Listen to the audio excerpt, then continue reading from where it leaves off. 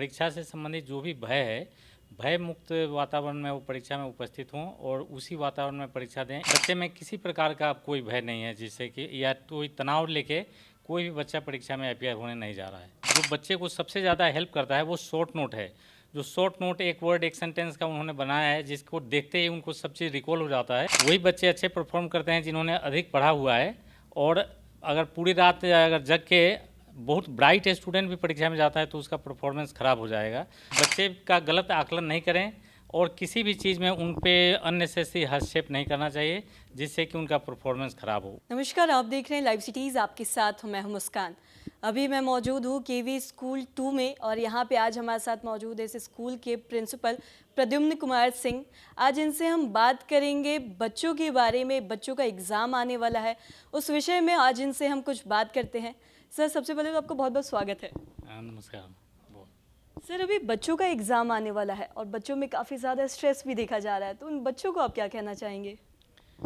उस एग्ज़ाम के स्ट्रेस को कम करने के लिए बहुत सारे उपाय स्कूल लेवल पे और बच्चे के पेरेंट्स के द्वारा, डिप्टी कमिश्नर के द्वारा किए जा रहे हैं। और इससे सबसे बड़ा आज का जो उपाय था, आज परीक्षा पे चर्चा कार्यक्रम था, जिसमें माननीय प्रधानमंत्री नरेंद्र मोदी जी ने जो बच्चे क्लास 10th और 12th के जो बच्चे बोर्ड के एग्ज़ाम में अपीयर होने जा रहे हैं, उनके मन से परीक्षा से संबंधित जो भी भय है, भय मुक्त वातावरण में वो परीक्षा में उपस्थित हों और उसी वातावरण में परीक्षा दें, इसके लिए पूरी तैयारी की गई है। और हम लोगों ने भी विद्यालय स्तर पर बहुत सारा काम किया है, जिससे उनके मन में परीक्षा से संबंधित डर और तनाव कम हो।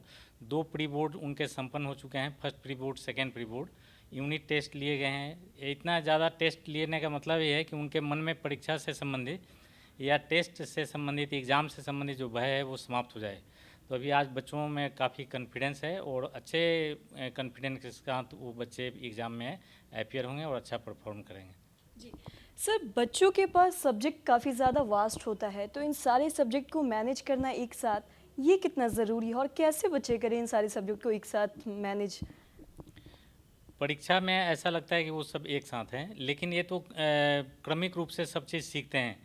उसका सिलेबस है, उसका टाइम पीरियड है, उस टाइम के अकॉर्डिंग वो कभी यूनिट टेस्ट तक का तैयारी करते हैं, फिर सेकेंड यूनिट टेस्ट के लिए तैयारी करते हैं, हाफ ईयरली एग्ज़ाम के लिए तैयारी करते हैं, फिर वार्षिक एग्ज़ाम के लिए वो पूरी तरीके से तैयार होते हैं। तो खास करके बोर्ड के एग्ज़ाम से बच्चे के मन में जो भय है उसको दूर करने के लिए काफ़ी प्रयास किया जाता है। इस विंटर ब्रेक में उनके लिए रेमेडियल क्लास, डाउट क्लासेस लगाए गए थे, जिसका निरीक्षण डिप्टी कमिश्नर और असिस्टेंट कमिश्नर के द्वारा भी किया गया। और बच्चों को मोटिवेट करने और काउंसलिंग के लिए सभी लोगों ने प्रयास किया, जिसमें डिप्टी कमिश्नर भी उसमें शामिल हैं। उन बच्चे से डायरेक्ट इंटरेक्ट किया और उनको मार्गदर्शन भी प्रदान किया। और हमने ऑब्जर्व किया है बच्चे में किसी प्रकार का कोई भय नहीं है, जिससे कि या कोई तनाव लेके कोई भी बच्चा परीक्षा में अपीयर होने नहीं जा रहा है। तो वो अच्छा परफॉर्म करेंगे, ऐसा हमारा उम्मीद है। और बच्चों के पास टाइम के लिए लेके काफ़ी ज़्यादा बच्चे टेंशन में रहते हैं, तो ये बच्चे सारे सब्जेक्ट को टाइम मैनेज कैसे करें? टाइम कितना दें एक सब्जेक्ट को, ये भी बच्चे जानना ज़रूर चाहेंगे। टाइम मैनेजमेंट भी वो स्कूल में सीखते हैं। जैसे ही बच्चे आते हैं उनका सब टाइम निश्चित रहता है। कैसे स्कूल के टाइम को 6 घंटे 10 मिनट के टाइम को किस तरीके से बांटा गया है, तो समय सारणी है, पीरियड अलग अलग है, सब्जेक्ट अलग है। ऐसे ही वो घर पे भी अपना उसी हिसाब से करते हैं। और जिसमें थोड़ा उनको ज़्यादा डिफ़िकल्टी होती है उसके लिए वो ज़्यादा टाइम डिवोट करते हैं। लेकिन हम लोग बराबर काउंसलिंग करते हैं बच्चों का कि वो सभी सब्जेक्ट को संतुलित रूप से समय का समायोजन करें, ऐसा एलोकेट करें कि सब सब्जेक्ट के लिए समान अवसर मिले और सभी सब्जेक्ट में अच्छा परफॉर्म करेंगे, तभी उनका जो एग्रीगेट मार्क्स है वो ज़्यादा इम्प्रूव हो सकेगा। तो इसके लिए बच्चे तैयारी कर रहे हैं। और साथ ही एक और चीज़ बहुत ज़रूरी जानना चाहूँगी, बच्चों का एग्ज़ाम आ रहा है अभी, तो उन्हें रिवीजन करना सारे सब्जेक्ट को लेकर कितना ज़रूरी है? अब जैसे डिटेल जो पूरा बुक पढ़ने की अब ज़रूरत नहीं है, सब कुछ पढ़ा हुआ है, सिलेबस हो चुका है, कंप्लीट हो चुका है नवंबर तक ही।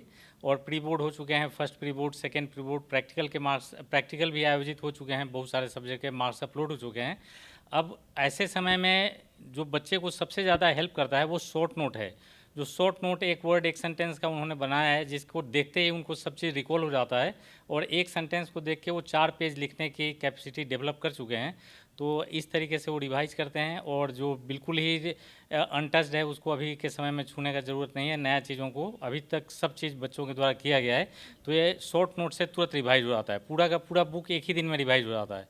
तो इसके लिए रिवीजन के लिए अभी भी बहुत टाइम है। और सब्जेक्ट का जब एग्ज़ाम होगा मेन सब्जेक्ट का, तो 2 सब्जेक्ट के बीच में 4-5 दिन का गैप है, तब तक वो काफ़ी शॉर्ट नोट से रिवाइज कर चुके हैं।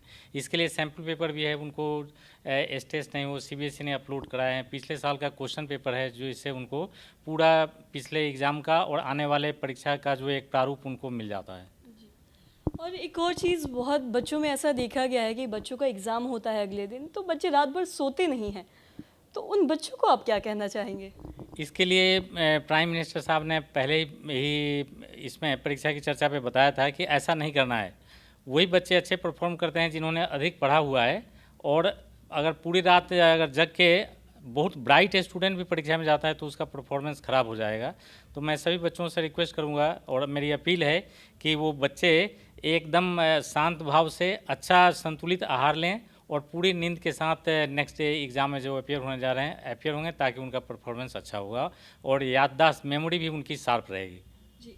और साथ ही उन पेरेंट्स को क्या कहना चाहेंगे जिनके बच्चे एग्ज़ाम देने वाले हैं 10th-12th के, उन पेरेंट्स को आप क्या कहेंगे? पेरेंट्स के लिए हर परीक्षा की चर्चा में माननीय प्रधानमंत्री जी का एक मैसेज है कि बच्चों पे अनावश्यक दबाव नहीं डाला जाए और किसी तरीके से उनको कंप्लेन नहीं किया जाए या उनका गलत आकलन कर लेते हैं, या कभी कभी हम अभी आज का जो मैसेज था उसमें उनको कहा गया है कि अपने बच्चों का आवश्यकता से बढ़ा चढ़ाकर अपने रिलेटिव में, दोस्तों में बता देते हैं और वास्तविकता से हट के जब कोई चीज़ बोलते हैं तो उनको निराशा हाथ लगती है। इसलिए फिर भी किसी भी चीज़ के लिए आज का मैसेज है प्राइम मिनिस्टर साहब का कि बच्चे का गलत आकलन नहीं करें और किसी भी चीज़ में उन पे अननेसेसरी हस्तक्षेप नहीं करना चाहिए जिससे कि उनका परफॉर्मेंस ख़राब हो। उनके रुचि के अनुसार उनके सब्जेक्ट में, जिस सब्जेक्ट में उनका इंटरेस्ट है उसके अकॉर्डिंग उनको पढ़ने देना चाहिए। जी। आपने जो ये चीज़ें अभी बताई है, साथ ही इसको ही लेके एक बहुत ज़रूरी सवाल मैं आपसे करना चाहूँगी।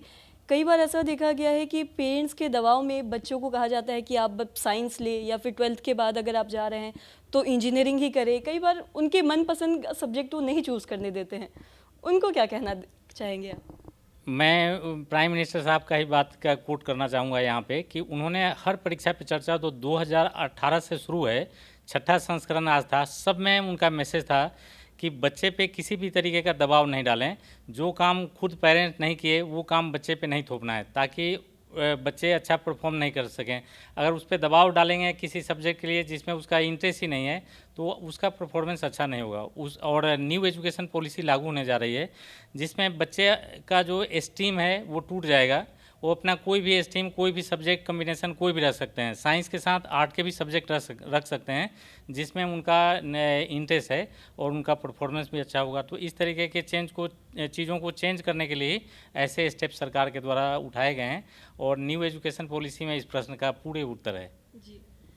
तो आज आपने सुना केवी स्कूल के प्रिंसिपल को, इन्होंने तमाम जानकारियाँ, तमाम ज़रूरी जानकारियाँ दी। उन बच्चों को कहा है कि वो एक रात एग्ज़ाम से एक रात पहले ना पढ़े, ऐसे नहीं करे कि वो एक रात पूरे रात जाके पढ़ रहे हैं। साथ ही उन पेरेंट्स को भी उन्होंने कहा है कि उन पे बच्चों पे दबाव ना डाले कि आप वही सब्जेक्ट चूज़ करें जो वो चाहते हैं, आप उन्हें करने दें जो वो कर रहे हैं। तो ये तमाम जानकारी आज हमने आपके साथ साझा की है। तो आज के इस वीडियो में इतना ही। बने रहे लाइव सिटीज़ के साथ, हमारे चैनल को सब्सक्राइब करें, फेसबुक पेज को लाइक करें। वीडियो देखने के लिए आपका धन्यवाद।